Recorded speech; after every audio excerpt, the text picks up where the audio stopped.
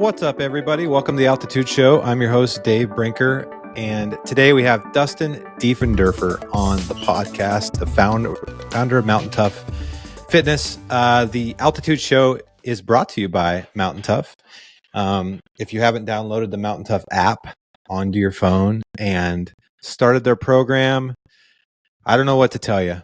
September's almost here, and it's going to be a harder September for you if you're a hunter, especially because maybe you haven't been working out.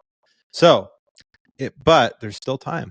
If you do it now, I have a promotion going on. If you use my code Dave20, you get you 20% off when you subscribe to Mtn Tough. I've been using the program now for about 8.5 months. Absolutely changed my life. My fitness level has never been better. And they have something for everybody. The minimal gear dailies are usually what I do, and those are usually 30 to 45 minutes. They don't require much gear at all, if anything. And you can do them anywhere. All you need is a few things or zero things, like I said, and they will kick your ass. So there's no excuse that you don't have time. There's no excuse that you're not a member of a gym. Go check them out, mtntough.com/Dave, or on your phone, just go to the App Store and download the Mtn Tough app. Use code Dave20, Dave20, you'll get 20% off your subscription. As you know, hunting season for me is 10 days away, 10 days. And I have been spending a load of time getting ready. I actually just got back from Hawaii, which I'm going to do a full podcast on because there's a lot to talk about Hawaii. But I did hunt out there, and I did realize a couple holes in my system. And today I went on GoHunt.com and I actually ordered a few things off of their gear shop. GoHunt has everything you need, all the best brands in their gear shop. And you can use my code Altitude on there to get 10% off. But before you do that, you should become a member of GoHunt, because GoHunt, when you're a member, you have access to all their map software. You have access to all their scouting and planning and all their research, as well as other incentives on the website. It's just worth it. And it's kind of a one-stop shop if you're a hunter. So go to gohunt.com, use my code Altitude, and subscribing and becoming an insider, and or go to the gear shop and use my code Altitude. Both things help the show. Also, Peaks Equipment. So I am doing a solo backpack hunt in Montana here in a couple weeks, and I'm planning on sleeping in our teepee. Our teepee is so cozy.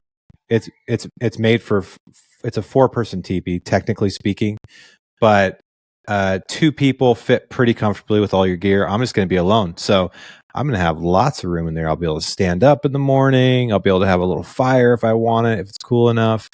I can't wait. And it's super lightweight, just one pole. Plus, you can use your trekking poles in the top to actually, it provides more stability in the wind and gives you a little bit of extra room, and also to hang stuff. So I'll be using that. I'll be using our trekking poles every day. I'll be using our headlamp, the Backcountry Duo, every day. I can't wait. It's some of my favorite gear, and I'm so stoked to be part of that company. And you guys, in 2024, let me just tell you something. We have some badass shit coming out, and it's going to be awesome. So for now, you can go to peaksequipment.com. That's PEAX as in Xavier, equipment.com, and use my code Altitude. You get 10% off any of our gear. Some of it's selling out pretty quick. We're getting more in soon, but use my code and get 10% off. Last but not least, if you haven't been listening to me for the last several months about going and learning about how to become a better outdoors man or woman on outdoorclass.com, you should do that now. Outdoorclass.com. My friend Mark Livesay just launched his course on there about e-scouting. It's like a super duper deep dive, further than you've ever dove into e-scouting. Mark's the master. There's also courses from Randy Newberg and Remy Warren and Corey Jacobson and Hank Shaw and others. And it's basically masterclass for hunters. It's super worth it. You should go check it out. Outdoorclass.com. Use my code Altitude at checkout for 20% off your subscription. As I said, Dustin Diefenderfer, the founder of Mtn Tough, is up, and we talked about a lot about fitness and mental toughness. Is a lot about what this podcast is about, and it's a really, really interesting conversation. Dustin is freaking shredded and disciplined, and if you ever work out with him, get ready. He pushes himself very, very hard, and I wanted to learn more about how he does that mentally and physically, and kind of a little bit about where he came from. Anyways, we had a great conversation. I hope you guys enjoy it. We'll see you soon.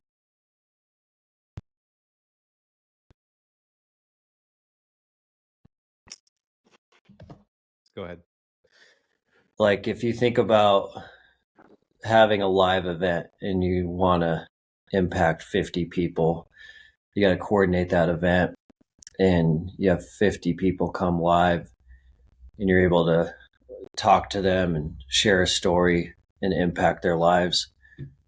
Like, live events are difficult, but through like these digital mediums, you're able to impact thousands of people.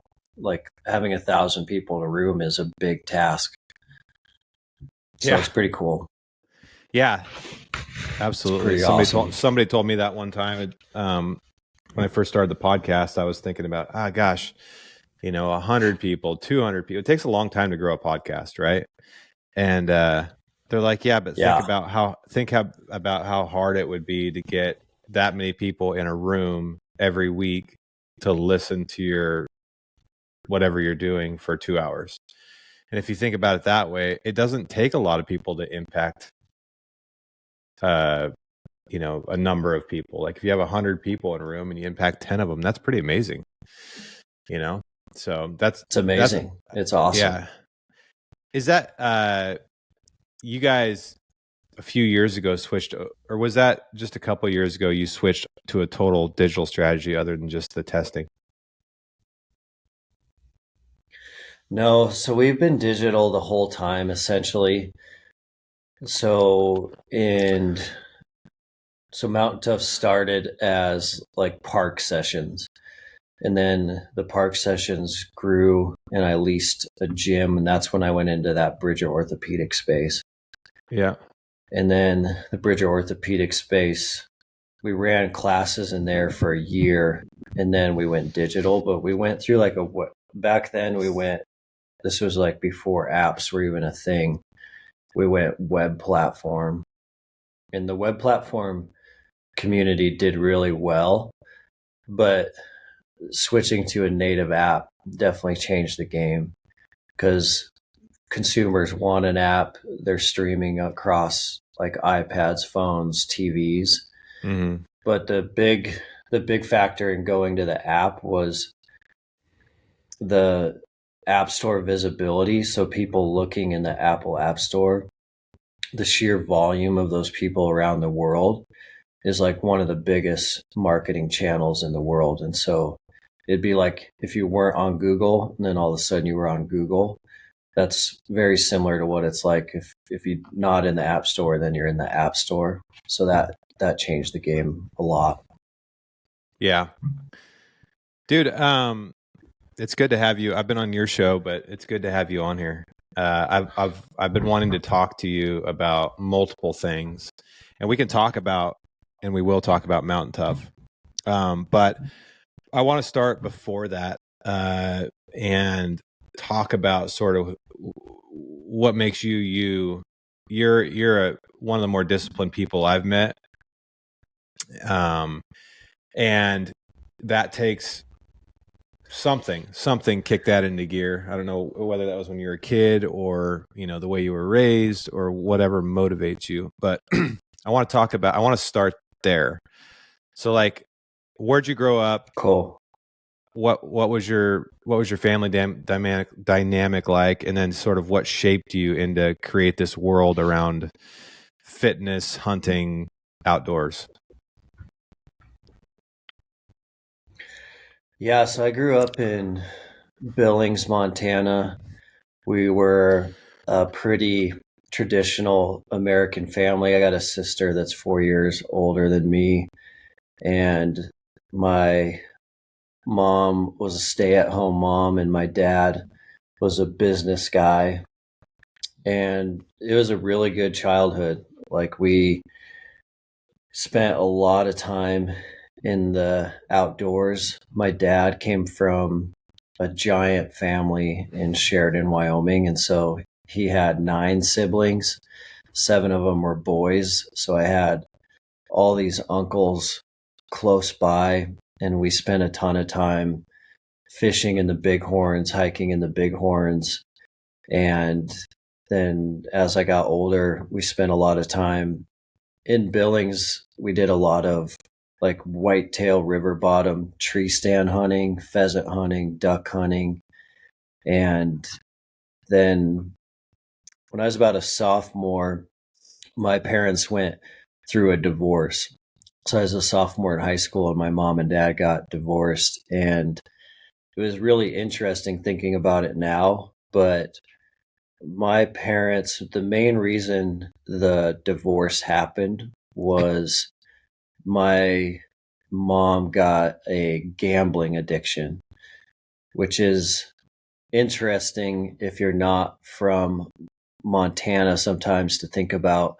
But in Montana, especially in Billings, the Keno slot machine video poker is everywhere. And so it's a major problem in Billings where folks get addicted to going and playing video Keno, video poker, and it definitely kind of devastated our family through that process.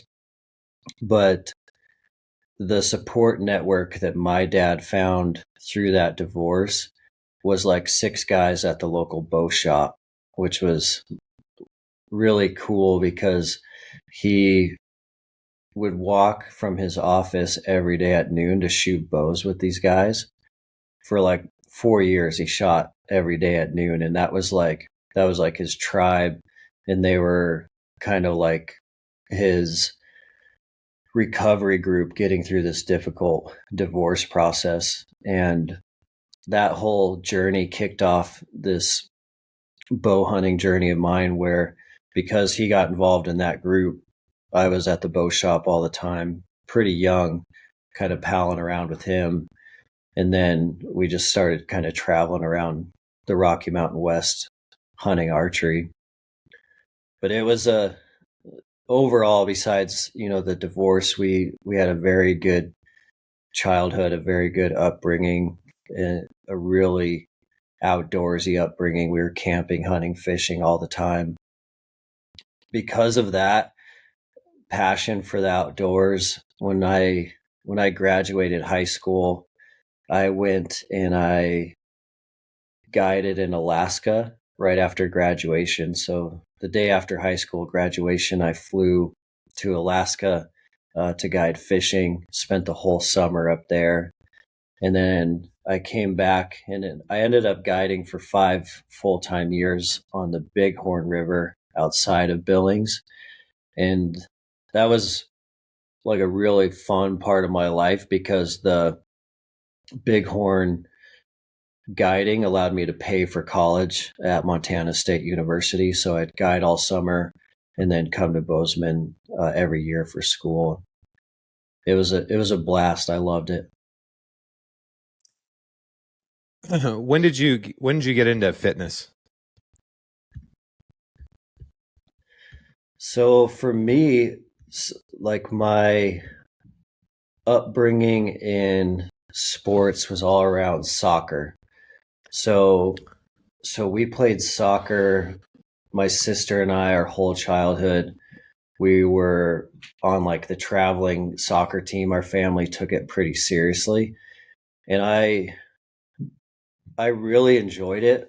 And it's funny thinking about it, but I never really got competitive. I didn't have like that deep desire for competition until I was much older. And so I see that through my daughters now, where my younger daughter is ultra competitive at 8 years old. And my 11-year-old daughter, she wants to be around her friends and she wants to be social, and she's not very competitive. And I was a lot more like that. Like, the competitive streak in me didn't kick in until later in life. And So we were playing soccer all the way into high school. And then I remember making a decision in high school that soccer was getting in front of my hunting and fishing hobbies too much. The schedule in a lot of high school sports for sure impacts a lot of hunting because you're playing games all fall and spring. And so I decided I'd rather pursue my outdoor endeavors than play soccer. So I quit playing soccer about my high school year, my sophomore year of high school. And then I definitely went through a season of being out of shape after that. So I think with quitting soccer to hunt, and then that was right around the same time frame as the divorce. I went through definitely a partying phase where like fitness wasn't a top priority. I'd say all the way up until my freshman year of college. Then my freshman year of college, through some wildland firefighter buddies, we got super into fitness, and that's really when most of my fitness journey kicked off was through that experience. So we were training really hard, lifting really hard, and then it went to a whole new level when I met, dated, and married my wife. And so I was lifting with kind of that firefighter crew here in Bozeman my freshman year of school, and my wife Lindsay she's the passionate runner that gets the runner's high, loves running, and that led us down this long road of marathons and ultra marathons. And those were the years where like Mountain Tough was kind of creating itself behind the scenes, even though I didn't know it, because of lifting all the time with the guys and then running all the time with my wife. It was in a way creating this hybrid sense of fitness that was pretty unique because we weren't just lifting and we just weren't running. It was the foundation of creating kind of the Mountain Tough concept for this mountain athlete that needs to be really good at cardio, but also have a really good strength foundation. Yeah, that's really interesting, man. Like, where do you think because just running and working out, hunting and fishing, a lot of people do that. But like I said in the beginning, one of the things I've noticed about you and your program is you have to be incredibly disciplined to execute this program. And you as a founder, which I want to talk about too, obviously, we'll talk about a lot of stuff, but I think this is a good core to everything is you have to wake up every day and put in that work. And that work is at a next level, in my opinion. And I'm talking about specifically right now the fitness side, but that also trails into the running a business side, starting a business side. So like a lot of people run for a half hour, lift for a half hour, whatever. That's not what you do, or at least now. When did you get into that ultra disciplined state of mind where you're like at a next level of physical condition? That's a really good question. I think most days I would feel like we're we're all human, and we're all broken people, and we're all dumpster fires in our own way. And so I think a lot of days that I'm just like everyone else going through my own struggles and my own battles.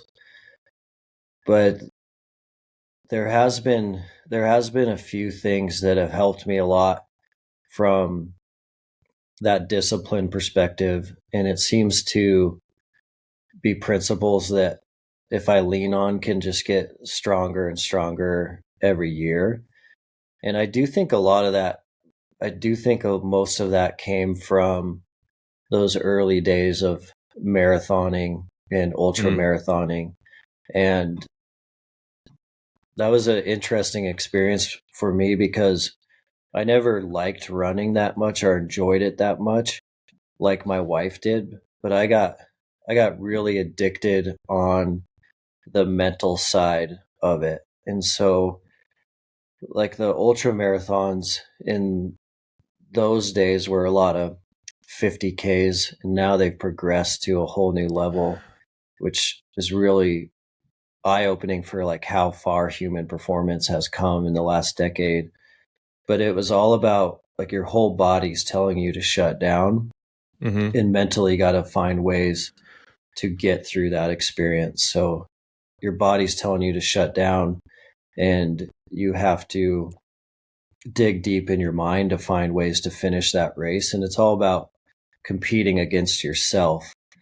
And I think that competing against yourself concept has been one of the most valuable things to me, because if I fast forward 10 years and think about that now, like I'm still just competing against myself, and it's like life's short and we're only here for a vapor in time. Like this is a blip in the grand scheme of things. And so it's like how much can I push myself to really see what I'm capable of is really the fire that's kind of fueling me now, because I've played with those other short-term fuels that didn't seem to work that well. And so like a short-term fuel, a good example would be like if you're only training to kill a bull this fall, that will probably get you off the couch and get you training this year. But that's short-term fuel. It's not going to last a decade, because life changes and hunting is just one component of your life. So it's looking for those deeper fuel sources that have really helped me the most. That's really interesting, man. It seems like there's always a force that's pushing against us to when it comes to hard things that subconsciously we don't want to do. The thing that changed my life, I think we talked about this on your podcast, is when I read a Rogan post and he said something about how you got to make working out like brushing your teeth. Like no one actually wants to brush their teeth, but you make it a habit and you just brush your teeth every morning, every evening. You brush your teeth, and it gets to the point where you don't have to like you got to push yourself to do it, but it's just something you do. It's not a choice, in other words. And most of my career working out up until the last couple of years was really only doing it when I felt like it, which if you boil it down is a very small percentage of time, right? And I think I probably fit into the camp of average humans mentally, you know what I mean? Like it maybe, let's call it 10% of the time, 15% of the time, I actually like those days you wake up and you're like, fuck yeah, I'm like revved up. I'm going to get a workout in. I'm going to work, 8-9 hours and crush the day. Those days are like 1 out of 5 at the most, right? Because most days our lives are kind of messy. So there's some relationship issue or work issue, or you're tired or you're sick or your kids are sick or whatever. Like life is a constant struggle. So that what you talked about was what would you call it? Challenging or competing with yourself. Like in those marathon moments, like pushing against that resistance, that to me is the absolute ground zero of actually getting your shit together physically and mentally. When you can learn how to push against that resistance that wants you to quit, that doesn't want you to start in the first place. God dang it. There's a really good book that talks about this on the artistry side. Like when you're like, because the same thing happens when you're an artist, like in songwriting, it's called writer's block. When you like songwriters have to get up every day and write. I mean, songwriters in Nashville write songs every day. They write 150 songs a year, right? And to do that, like most of those songs, they would classify as shitty songs. They don't even like them. They didn't even like writing them. They're like exercising the muscle, the habit. Yeah, and maybe 5 of them are any good in their opinion. Um, but what happens is they get blocked. Their mind's like, I don't want to do this. And so but it's like this force that's working against you. But in order to make a living doing it, they got to push past that every day and find that inspiration, motivation, discipline, whatever it is, to just put pen to paper, get the job done, get in the rep, move on. But I want to talk about that because I think, For again, sure. because I'm pretty average when it comes to this stuff, and I'm still learning along with my audience. How do people learn how to do that, Dustin? Because when you do your workouts, like I'm going to say, like you're the meat of the program is they're about hour workouts, 50 minutes maybe. I'd say about a half hour in is when these thoughts start coming, right? And your brain's like, dude, no more reps. I can't go any further. There's no way I can do this 4 times. How do you push past that? Like, how do you find that energy? Because saying you're going to find it's one thing, but actually finding that strength to finish that is a life skill that can multiply way past the gym. So how does Dustin and these other elite athletes in your program, how do they find that? I'm still trying to figure this out because I'm not great at it yet. Well, for sure, that is the $1 million question, is like how to create more motivation and intrinsic motivation. And I think one of the best answers that has helped me the most is just understanding the human brain. And the more that you can spend time understanding that the human brain, our brains, are very, very terrible at negotiating with ourselves. And so the brushing the teeth example is so perfect, because anytime that you let a thought creep into your head, then you have this internal dialogue going between yourself and your brain, and you're basically convincing yourself out of something. And so if I'm laying in bed and I'm supposed to work out at 6 a.m. and I hit the snooze button, that's when these negotiations are going to start. So now I'm negotiating with my own self, like, I don't need to go to the gym today. I probably could use this extra 30 minutes of rest. That's probably going to help me more than the workout. The second that negotiation starts, like in the first second, you're going to lose. You can't out negotiate yourself. And that is going to happen over and over and over again. And the more that you go through that process, the worse at it that you're going to get.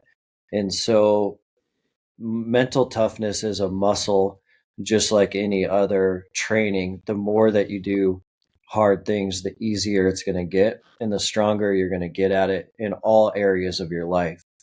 So if you conquer it in the fitness realm, it's going to help you in the business realm and the family realm as well. And so the understanding these things as an internal negotiation is probably the best process I ever went through. So Because the simple answer to that, are you saying don't, like, if you catch yourself negotiating with yourself, are you saying don't do that? Go do the thing? Or are there times where it's okay to negotiate and maybe it is better you sleep a little bit? Or are you saying as soon as you hear that, that's a red flag, get the hell out of bed and get going?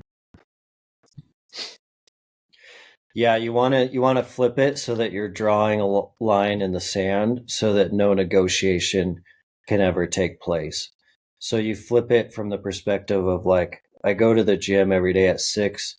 I train whether I'm tired, sore, or having a good day or not.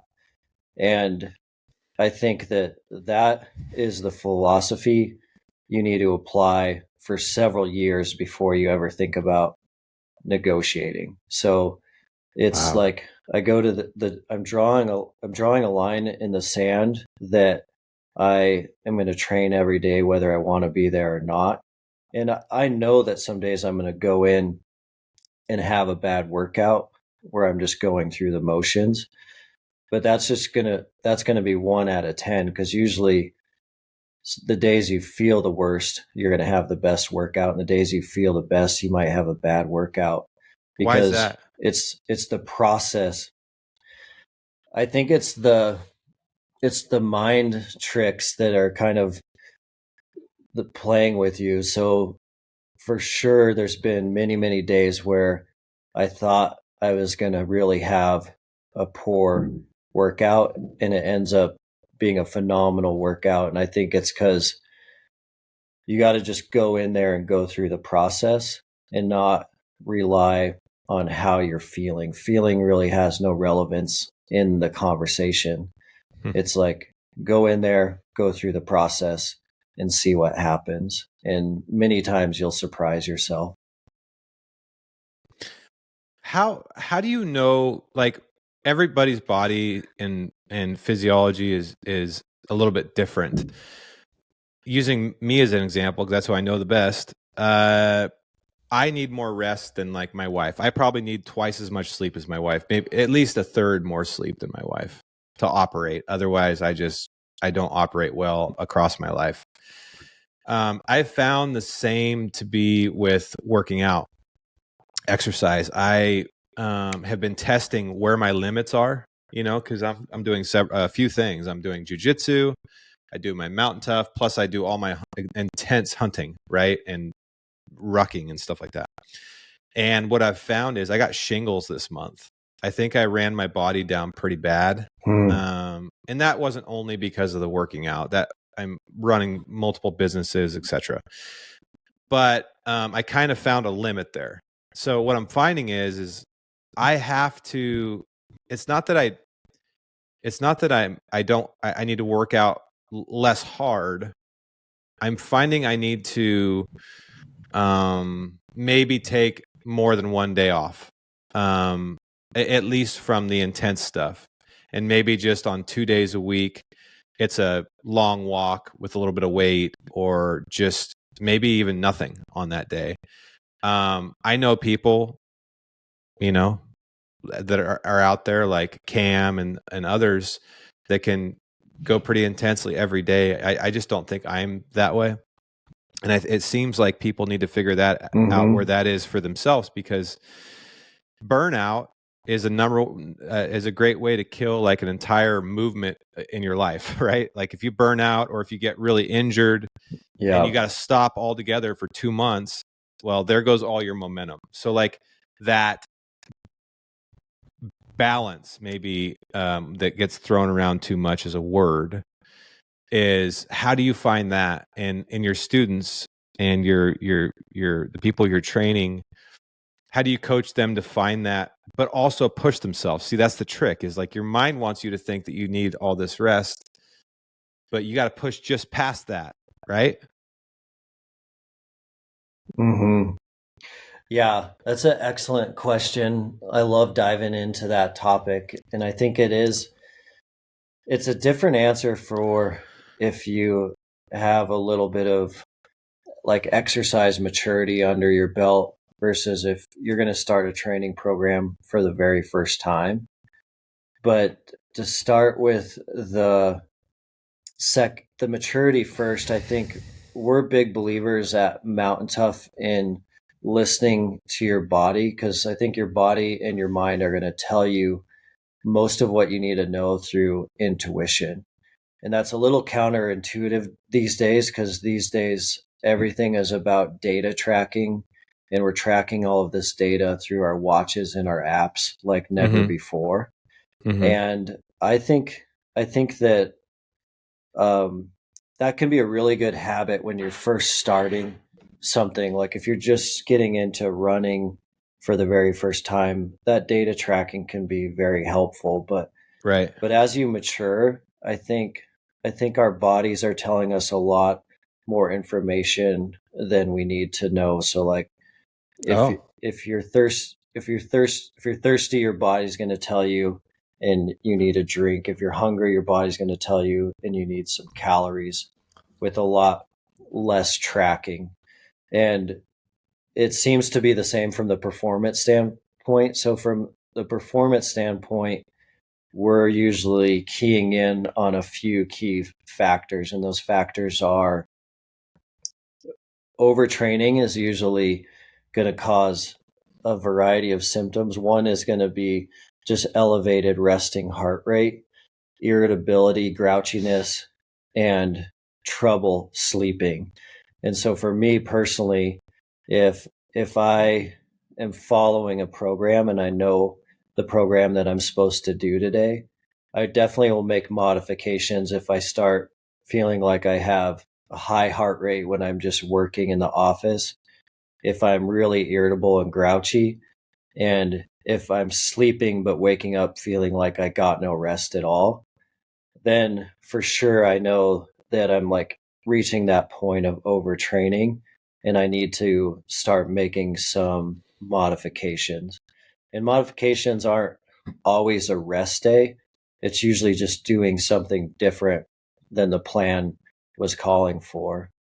So for example, like a max effort, high intensity exercise like you're going to see in some Mountain Tough workouts, we're trying to schedule those just once a week. So that would be like your zone 4 and 5 training of your heart rate zones. Like the science is pretty clear now that it takes 72 hours to recover from a maximal effort day. And that could be strength or cardio. But if you're redlining a strength or cardio workout, you should really not do that again for 72 more hours to get all the bang from the buck from what you did. And so it's easy to get addicted to those zone 4 and 5 workouts because you get that endorphin dump at the end of those.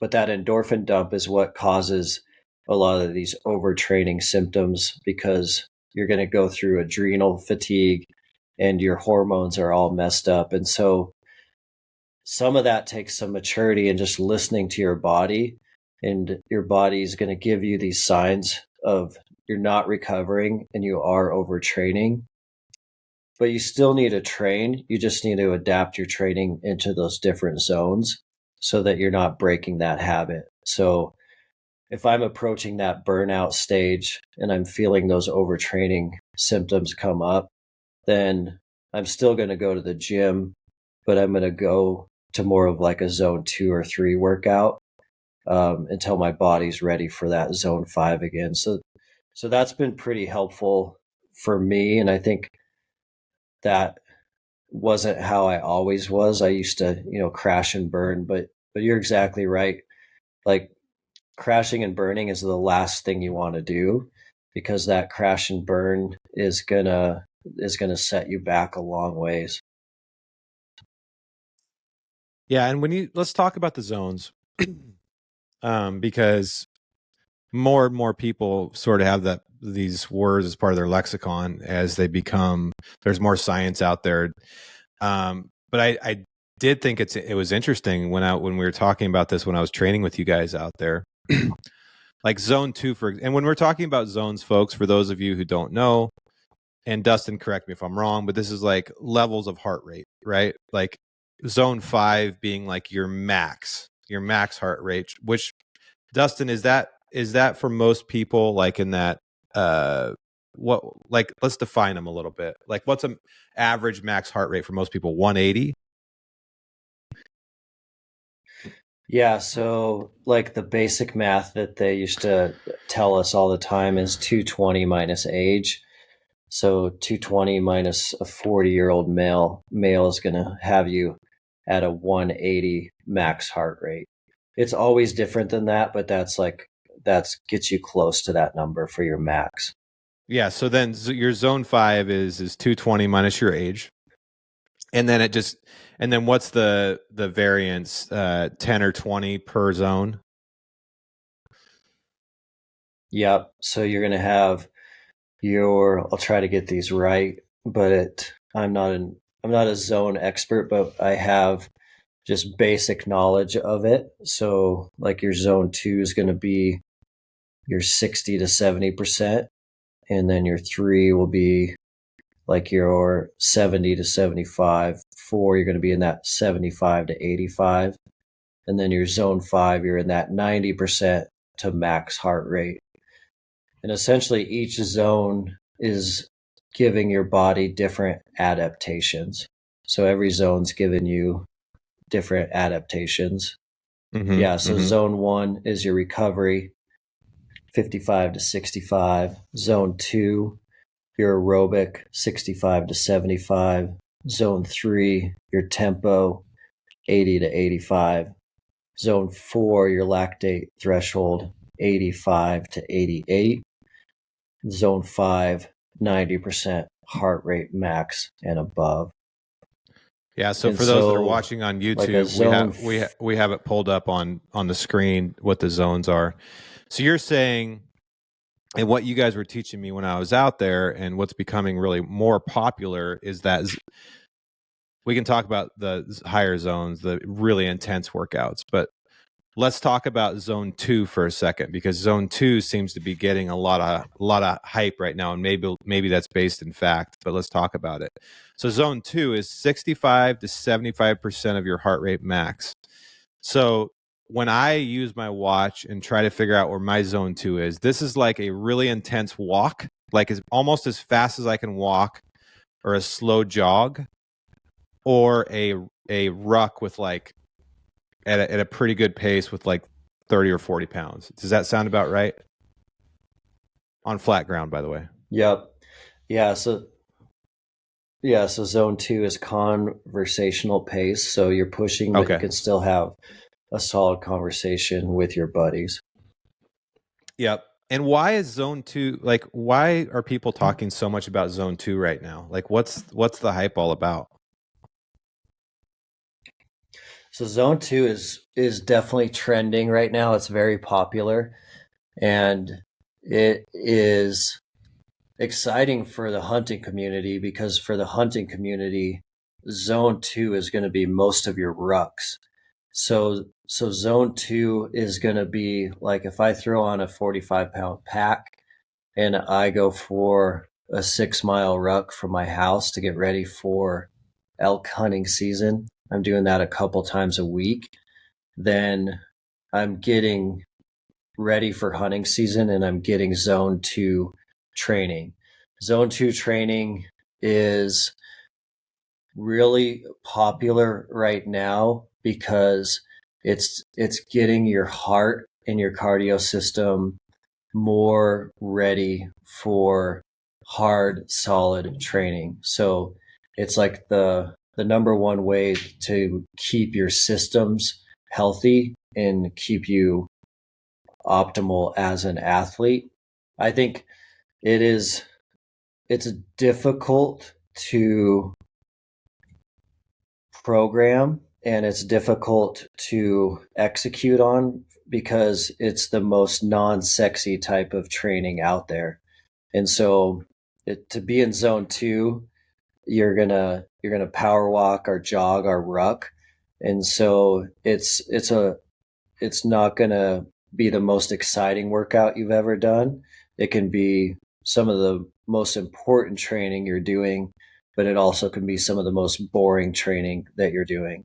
So zone 2 can be really boring, even though it's phenomenal for you. So I think, for the hunters out there, rucking alone or rucking with friends, it's like the perfect way to get zone 2 mixed into your recipe.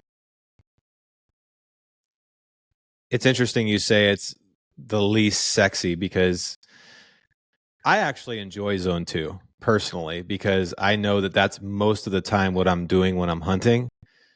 But you're right. I can think of like my best zone 4 or 5, or like the super intense days of Mtn Tough, or like when I go roll for an hour solid in the gym, like actual sparring. You're in zone 4 or 5 the whole time, and it's really intense, and you get that huge endorphin endorphin hit and you're like, yeah, dude, that was like, you feel like a gladiator, like you're freaking drenched in sweat and you feel so good and you just want to do it again. And the 20 somethings that I train with, they can do it day after day after day after day. But I've kind of come to the place where I pretty much got 2 days of that max in me. After that, fatigue and injury increase like exponentially for me. I'm 42, almost 43. And so I pretty much this winter, I can hit zone 2, 3 every day, no problem. But this winter, I'm going to focus on those higher intensity zones. Like I'll spar for really intensely once a week, I think, maybe twice a week. But man, those injuries are the biggest injury and fatigue. Like being fatigued when you're a business owner is really frustrating because you have to be sharp. You're making decisions every day that can like make or break your life. And if you're just constantly burnt out and fatigued, like that sucks, right? So again, it's like finding that right science and that balance. And then we haven't even talked about diet and sleep and relationships, all the other health things, right? We're just talking about one dimension. But you're right. The zone 2, and I think it's not as sexy for a couple reasons. One, it takes longer to feel like you've gotten a workout, right? Like you can do burpees for 10 minutes and kick your ass, right? But like a high intensity walk, it takes about an hour to feel like you've done anything, right? So that's one reason that's probably not as sexy. And I think the other reason, and I want to ask you about this, that it doesn't seem as sexy, is people's motivations for working out. Some of them are fairly shallow, meaning maybe to be like get a six pack or look ripped or look sexy or whatever, right? And when people are doing zone 2, I just don't feel like they feel like they're doing that. Maybe like heart health isn't a sexy topic to especially younger folks that are just trying to get a six pack. They want biceps, they want pecs, the chicks want the ass, whatever. Like it's heart health isn't necessarily top priority. Now, as you get older and you realize that you could die, heart health becomes more important, right?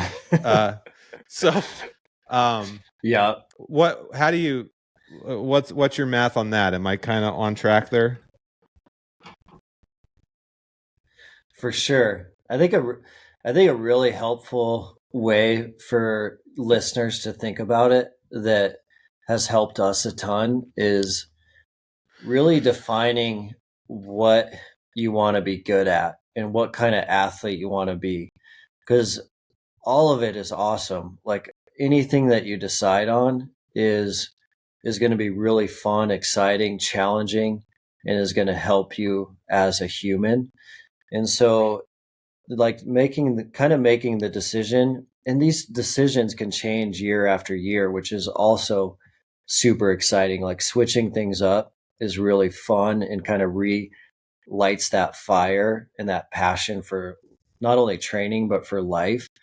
But I think that's a really crucial part in your training, and it also ties right into like the motivation factor. So like if you want to be motivated, tying that into what you want to be good at this year or good at over the next 5 years or the next decade will certainly change the game. But if you decide that I want to really dive into strength training and I really want to see how high I can get my deadlift and my squat as a 40-year-old male, that changes your entire training strategy versus if you're like, I'm 45, I've never ran a marathon. Running a marathon has always been on my bucket list, and I'm going to commit to that goal this year and I'm going to get that done.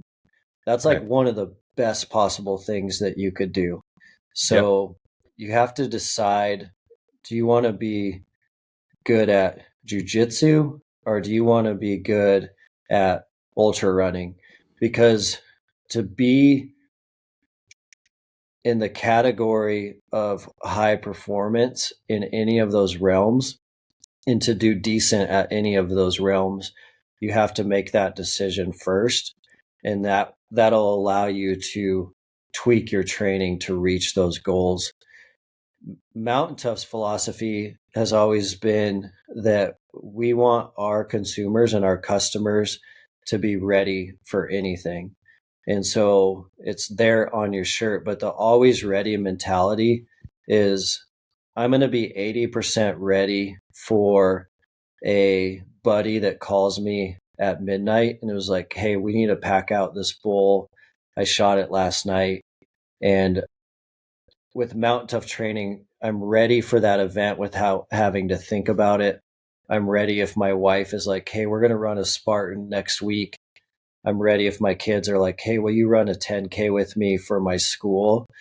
So the Mountain Tough concept is functionally, through this training concept of a hybrid approach, we're ready for any of life's events, and we're already 80% of the way there. We're ready for hunting season, but we're also ready if like an intruder comes in our house in the middle of the night and we need to protect our family. So we have the functional fitness to perform, but you still need to decide like, all right, if I need to set a goal for this year, if it is to see how high I can get my deadlift because it's an exciting milestone, I'm 80% of the way there, but now I'm going to tweak my training that last 20%. And that's why I think it's so cool that so many people are talking about all the zones now. The zones have been well known in the running community for a long time because runners and cyclists have been training off these zones for 20, 30 years because they know if they work on their 4 and 5, they're going to increase their VO2 max. And if they work on their zone 2, they're going to increase their lactate threshold. So they're not going to get that dump of lactic acid feeling in their legs. They'll get that, but it'll be further out than it was before if they're focused on that zone 2. And the nice thing about this knowledge being talked about more and in a lot more literature and podcasts is that just knowing those zones allows you to tweak your training to accomplish your goals. But if your goal is to see how high you can get your squat and deadlift because you want to go down a big strength road this year, then you don't need to worry about the zones. But you do need to define that mission to customize your training for that mission. Yeah, that makes sense to me. And it's really important, obviously, because just doing a bunch of random shit doesn't seem like it makes a lot of sense. Having a pretty clear plan. Like I know mine is, I mean, my number one priority is my long-term health and longevity. Like that's my number one. I want to be around for my kids, right? So when I think about my health, my diet, my exercise, that's what the most important thing is. The next priorities down in importance would be hunting, like making sure that I can have as many Septembers as possible. And not only that, maximize those. It's more than September now. It's basically year round, but maximize those hunting seasons to the best of my potential, not having to say I can't go down there because I'm out of shape or I'm too lazy. Like basically like Ryan Lampers told me the other day, like having no limits. There's nowhere I won't go to accomplish my goals. Yeah. I will figure it out. So that would be number 2.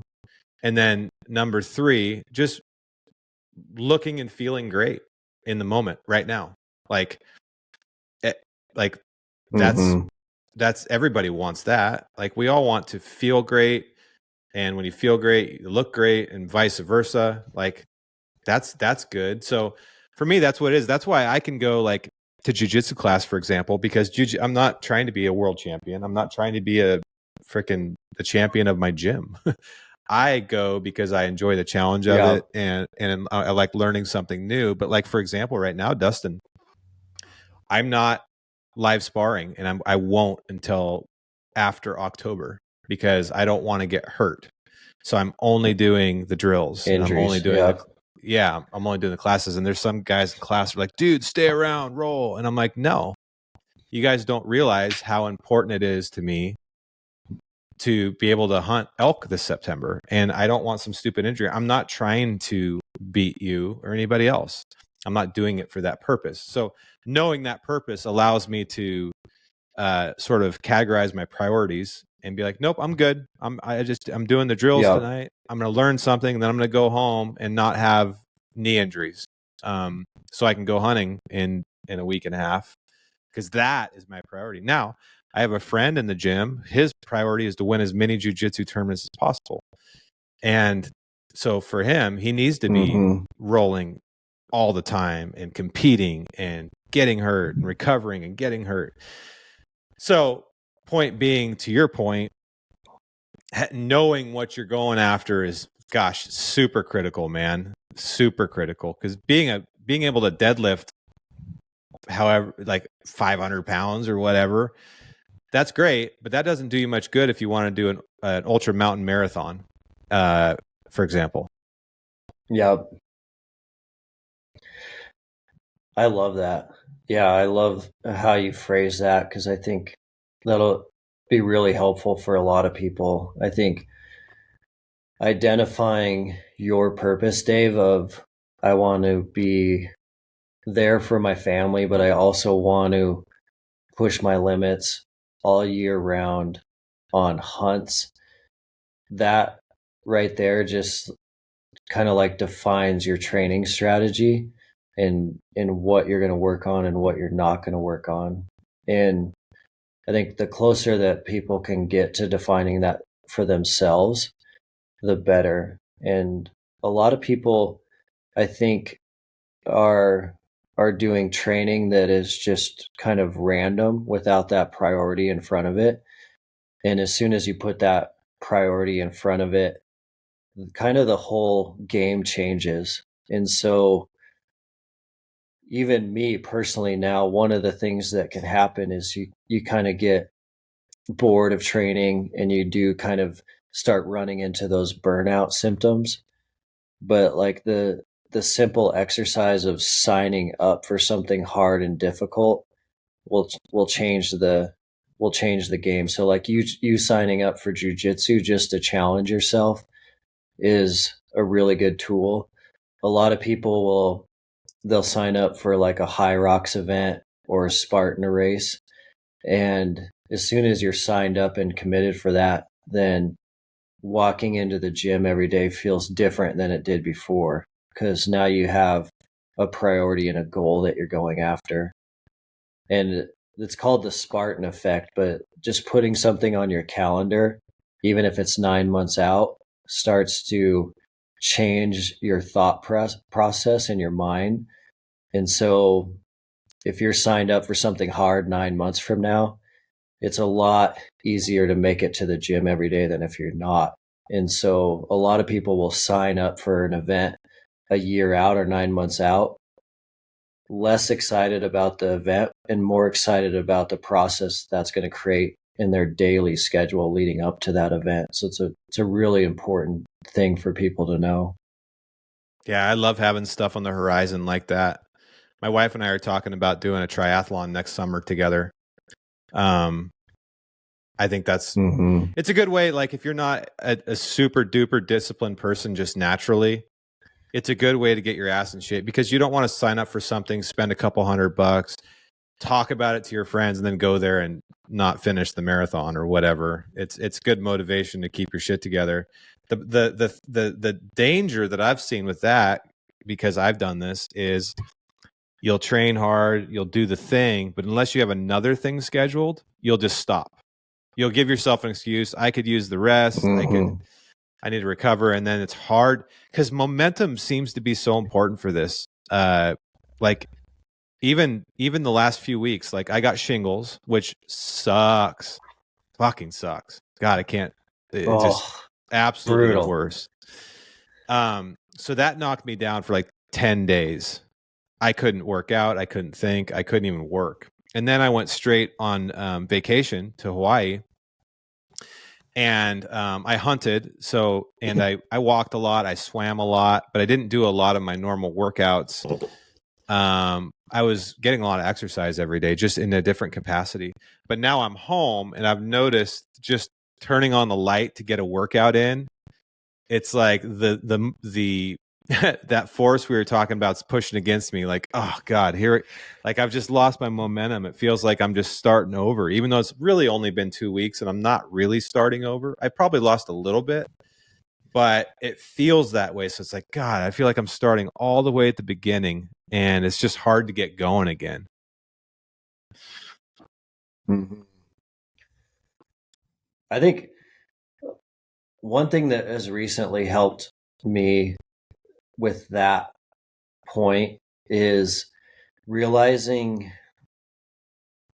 that like life is short. So I think as a man, we think that we're going to die at 77 with colon cancer. Like we think that these 70 years are guaranteed, and that's just not the reality.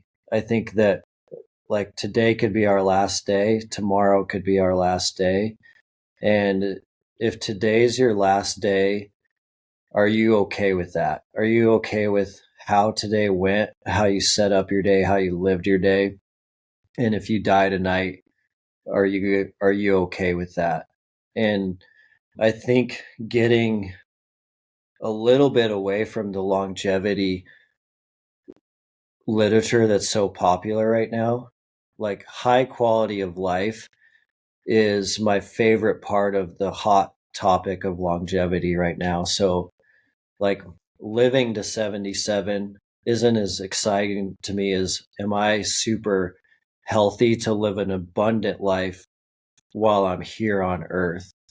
And one of the things that I think about a lot is, so I'm a faith-based person and I love fitness and pushing my limits. And the perspective on that has given me so much fire is it as I've gotten older, it is very obvious to me how these little tiny daily decisions change the game. So it like, for example, if you compared one guy who's, let's say from the faith perspective, if you had one guy that spent time with God each morning and trained each morning, the second individual did not. The difference in their life 10 years from now is going to be a significant different line across the graph. So now that I'm 40, realizing that these daily decisions that we make every single day can completely change the trajectory of our life really helps with creating that internal motivation and discipline. I think realizing that it's not these big, huge, monumental things that we do. It's these little tiny things that we do day after day after day that really make us who we are. It defines our character. It defines how we interact with our family and friends. And that can be helpful at times because I think it's pretty daunting for a lot of times for folks that aren't training or aren't working out. It's kind of daunting thinking about these huge goals in like an Ironman type goal can be daunting for someone who's at the beginning of this journey. Right. But I think understanding that it just do something small and do it every day for a while and then add a little bit on top of that can be really, really helpful. Cause that's how my journey started. And I think it's how most people's journey starts is when you start, it really kind of sucks and you're really kind of sore. But then looking back in hindsight now, you realize that it's the process that changed you as a human. It wasn't the marathon or the Spartan or the Ironman that changed your whole life. It was the 300 days you trained for that Ironman that changed your life. So I think opening your eyes to that kind of perspective is really helpful. Absolutely, man. That is so true. Jordan Peterson talks about that. Everybody talks about aiming big. His whole thing is aim small, and all those small wins add up to big things. It's kind of just a different way of looking at it, because everybody has a different personality. Some people, like, I know a guy, his name's Colin O'Brady. He's set all kinds of world records adventuring, climbing all the highest peaks, rowing across to Antarctica, walking across Antarctica, et cetera, right? That guy has to have something huge on his horizon. Otherwise, he's depressed. Like, that's just the way his personality. But I know a lot of other people that if you were to tell them they should run a marathon or whatever, that's too much. They can't think about that. Like, it's just their personality. But they could probably get really excited about doing a morning walk every day at 5 a.m. and just little wins, right? Or like the other example is like paying off debt, right? They say, don't try to pay off your biggest credit card debt first. Pay off the small ones. So you have these small wins where you're like, okay, we just paid off that $500 in debt. Heck yeah, we're making progress, right? And to your other point, dude, like, it's so crazy. And as you get older, it becomes more clear. I don't even remember thinking about death in my 20s or teens. I really didn't. My grandparents died. I unfortunately had a couple other relatives die early. But me as an individual, you feel invincible. And then when you get in your 30s, you experience a couple deaths in the family, maybe some friends. And then when you get in your 40s, people start having heart attacks, getting cancer, other extraneous things, like when I was in Maui 2 weeks ago and I had a fire. Like, luckily I woke up at 4 a.m. to go hunting, and there was a fire 200 yards from my head blowing at like 50 miles an hour. Me and my son were just sleeping. I had my phone off. I got up to go hunting, and when I turned my phone on, we got an evacuation notice. And then hours later, we were driving into Lahaina, which burnt to the ground and was the worst wildfire disaster in modern history 3 or 4 hours later. My point is I could have died 2 weeks ago in a fire. Or today in a car accident. Like, we're all vulnerable, like, unfortunately.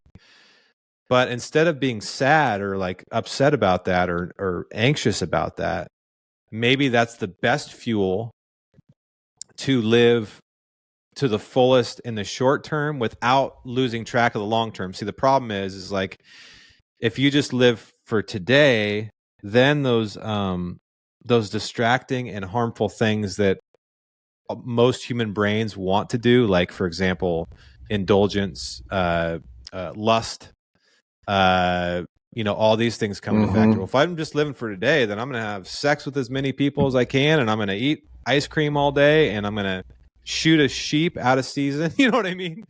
So that's not good either, right? So there's this balance of balancing, like, living most for today, but also keeping in mind that we really only have, especially as men, maybe 70, 75 years on average. Women tend to live a little bit longer.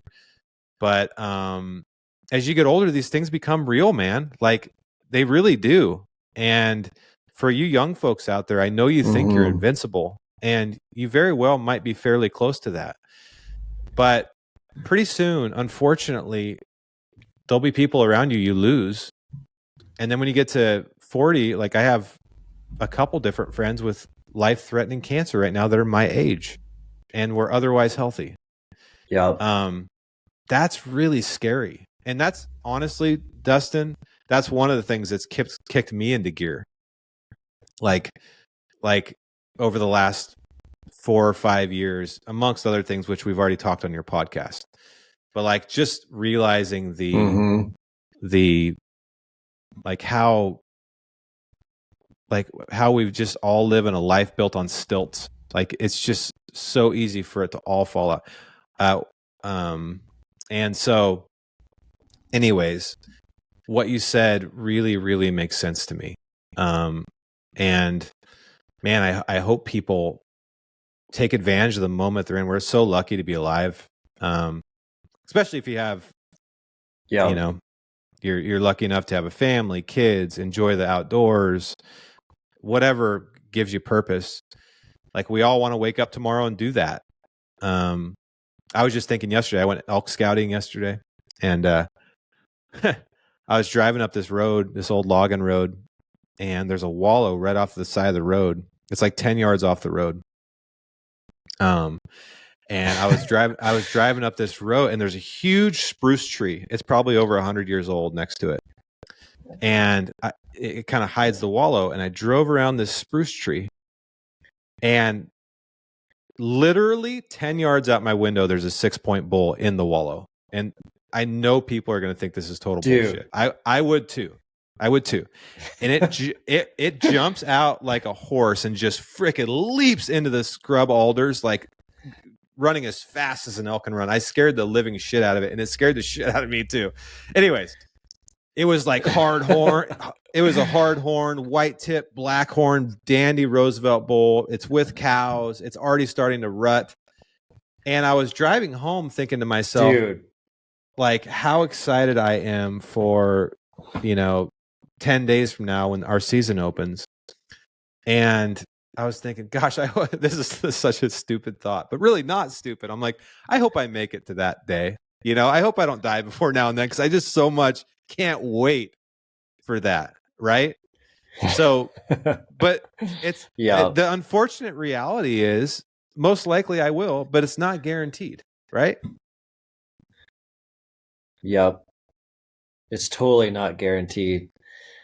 And I think you hit on a key point there that I think it is about purpose and impact. And so the point about like, if I'm just living for today, then why don't I just drink and eat whatever I want?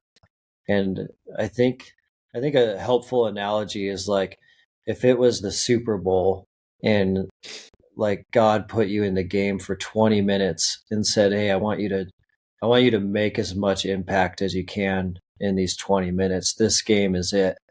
That's essentially what our lives are. And we don't know if we have 10 minutes in the game or 90 minutes in the game, but it's like in this limited amount of time, how much impact can we make to our kids, our friends, our family, our community, our country?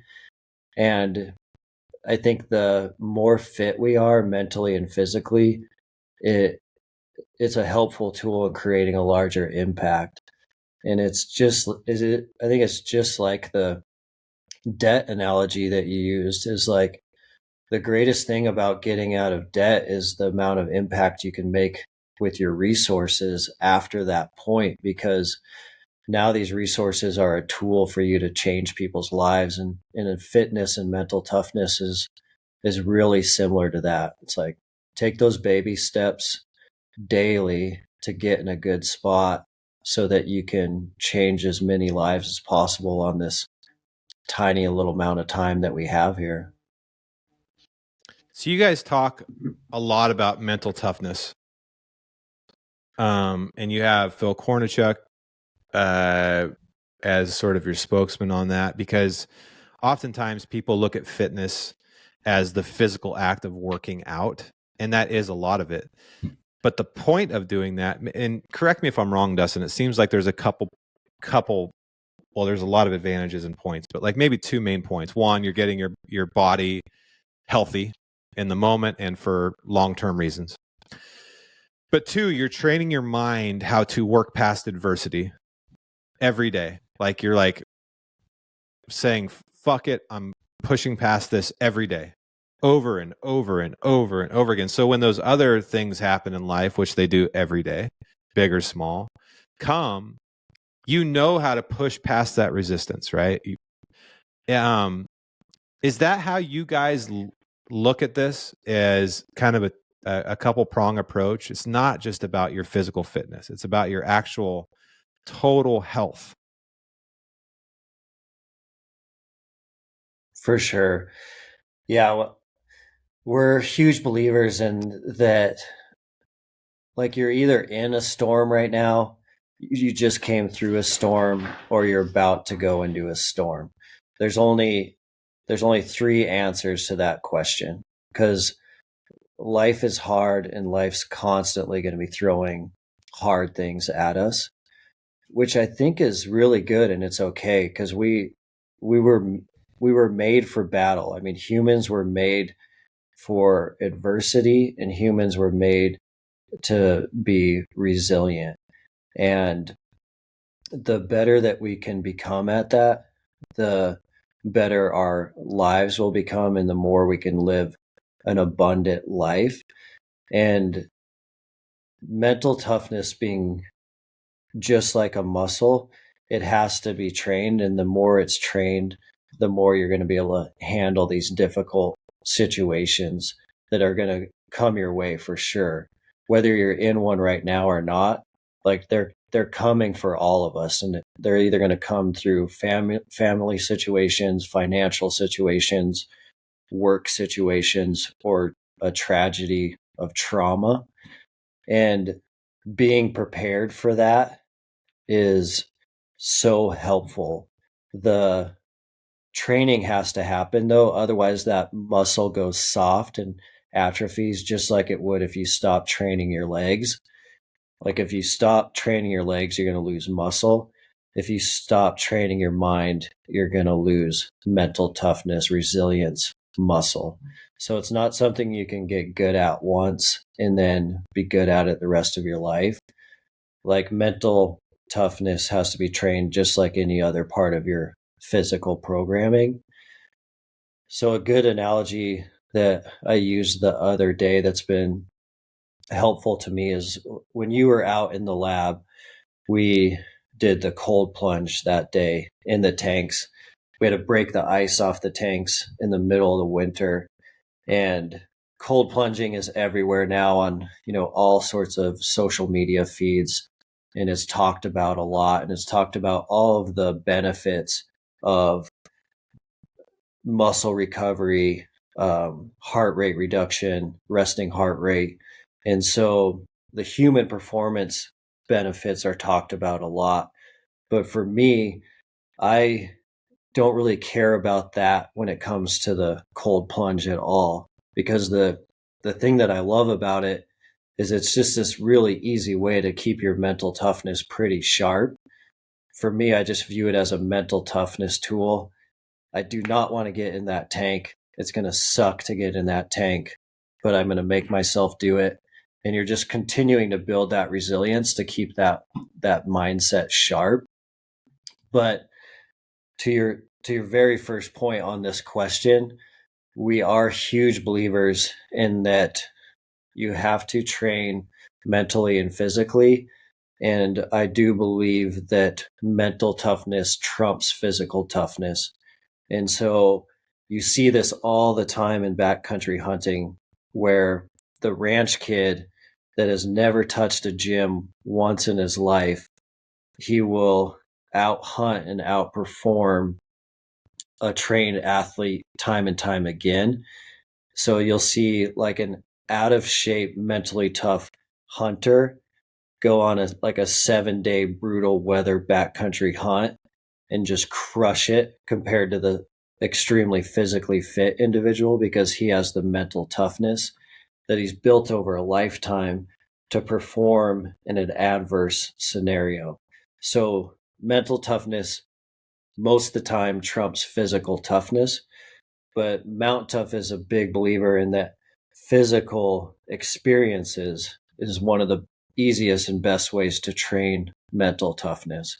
So doing a hard workout, or doing a workout where you don't quite know where the end is, or doing something harder than you've ever done before physically, is a really easy way to build mental toughness. Plus, you're getting the physical benefits as well. Yeah, so true, man. So true. God, you brought back PTSD, man, from breaking that ice in the middle of the winter when I was out in Bozeman. Because that is so much, that is so true. Like, that first toe that goes into that water, like, you don't want to go in that water. There is no part of you that wants to go in that water. And pushing past that resistance is way harder than pushing past the resistance of like lifting weights. It's like every molecule of your body is screaming at you not to get in that water. You look at that, it's got freaking broken chunks of ice, like 3 inches thick. The day we did it, it was what was it like? I don't know. It was like 20 degrees outside or whatever.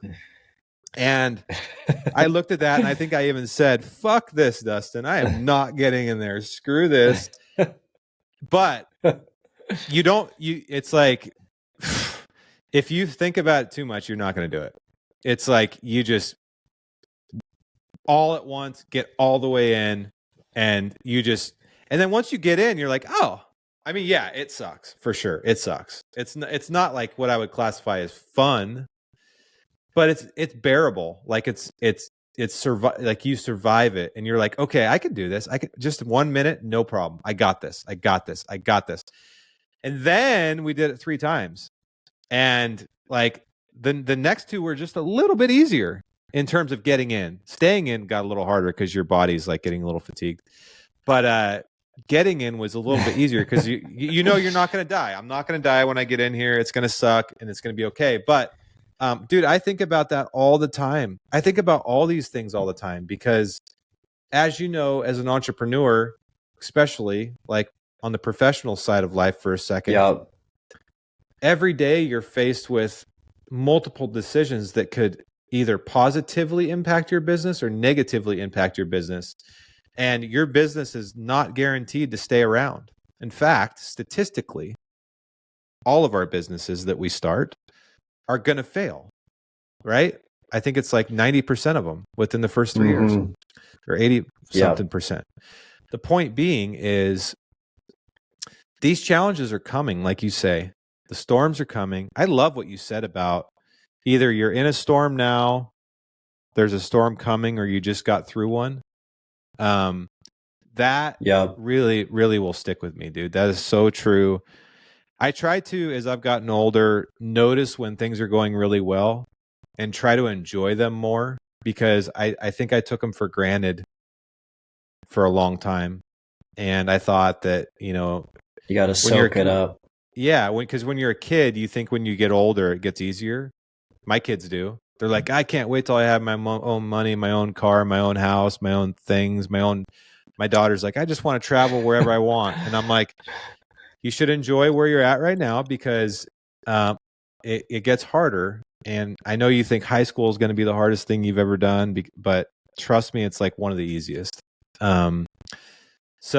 And I think even Dustin, even though we're 40, I think every decade after this just gets harder. I don't think it gets easier. So, how do you prepare for that? You can only prepare for it by going through it or by doing proactive things to prepare for it. So, point being, I think you're spot on. And I know you have limited time, Dustin. I want to ask you one more question, and then we'll wrap this up. But like at a high level, how important is diet in this whole thing? And I know it's a really deep subject, but like, can you simplify diet for people at the most basic level to give them an idea of how they should, what they should put in their body if they're following your way of life? If you just had to break it down into very simple terms, what would it be? That's a great question, and you can get crazy deep into the weeds on nutrition and diet. And I think that the foundational principles, understanding that, are really, really helpful from the most simple terms. Once you understand the simplicity of it, then I think everything else gets easier. And then after the foundation, nutrition becomes like a human performance tool where you can make these little tweaks depending on your goals. But I like that we talked about deciding on your mission for the fitness component, because deciding on your mission allows you to train for something you want to do and be good at that. And fitness is, or excuse me, nutrition is very, very much the same. And so some people need to lose weight and some people need to gain weight. And understanding that is your mission first is step one. And then I think the best way to approach it, and Mountain Tough will be releasing more on nutrition this year, but the thing that is most helpful, I think, is just understanding intake, outtake. And so before you get into and even talk about what to eat and why you're eating it, just the understanding of intake, outtake is so helpful for so many different people. Knowing that, like, your basic burn rate is going to be something you need to learn and find out right away. So a 40-year-old male that is active is going to have a metabolic burn rate of like 1,800 to 2,400 calories per day. So you can find out that number through a lot of the data tracking apps that are out there now, or you can go in for a scan, like an in-body scan or a DEXA scan. But that number is really powerful because that is your output outtake number that you're going to plan everything else off of. So if you have a high metabolism and you're pretty active, let's say you come in at 2,400. So now I know 2,400 calories are getting burned whether I work out or not today. So just by being alive, my body's going to use 2,400 calories. If I want to add weight and add muscle, I need to have a surplus versus what I burn. So I'm going to have to eat more than 2,400 to gain weight. If I need to lose weight and lose body fat, I have to be in a deficit.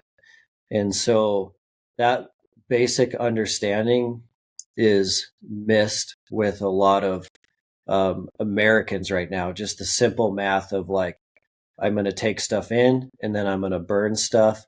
If I want to gain weight, I got to have a surplus. If I want to lose weight, I got to have a deficit.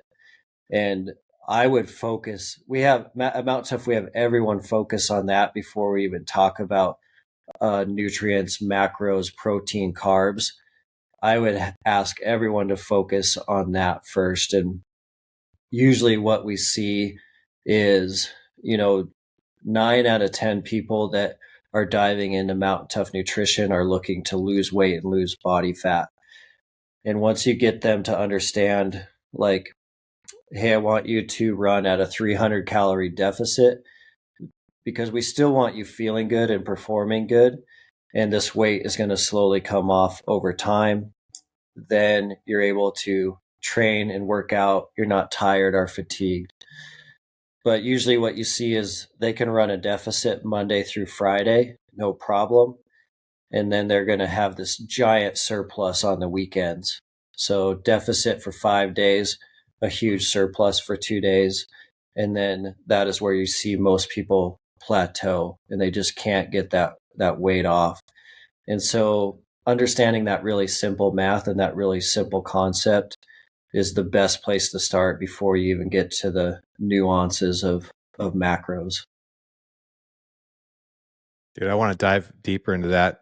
We need to do this again here soon so we can dive into that, because I think that's one of the more challenging things to execute on and one of the more complicated things to execute on, especially in modern day life that moves so fast, and we travel, we eat out, it's really, really, really difficult. So Dustin, I appreciate your time. And as I always say on every show, everybody listening should go check out Mountain Tough. And it's changed my life. I hope it changes yours. And Dustin, let's do this again. Thanks, Dave. Appreciate it. Love you, man. Love you too, man. I appreciate you. And hey, would you do me a favor And can you keep this tab open? Because it downloads off, like it's only 39% upload.